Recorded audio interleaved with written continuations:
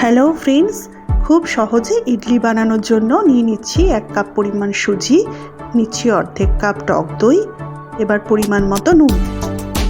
এগুলো সব ভালো করে মিশিয়ে 10 মিনিটের জন্য ঢাকা দিয়ে রেখে দিলাম।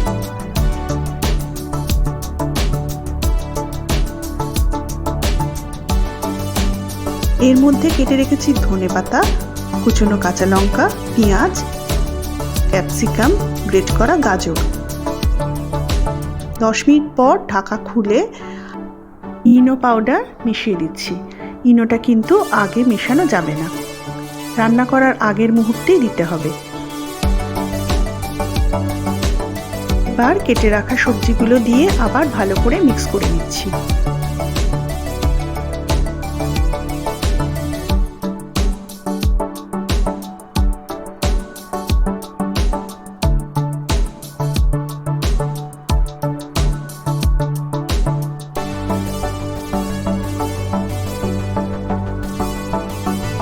এবার কড়াইতে জল দিয়ে স্ট্যান্ডটা বসিয়ে দিলাম।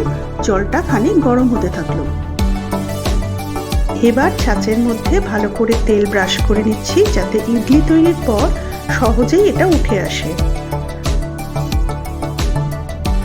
হয়ে গেছে, এবারে চামচে করে ব্যাটারটা দিয়ে দিচ্ছি।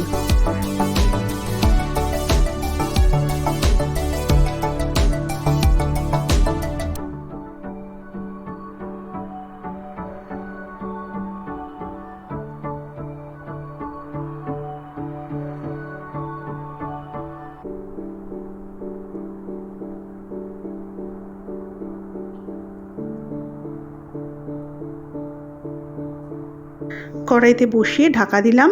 5 থেকে 7 মিনিটের মধ্যে ইডলি রেডি।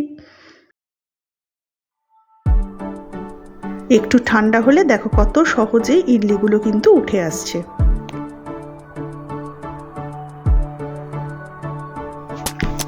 ইডলির বাইরেটা যেমন ফুলেছে, ভিতরটাও স্পঞ্জের মতো হয়েছে। এবার সস সহযোগে পরিবেশন করো।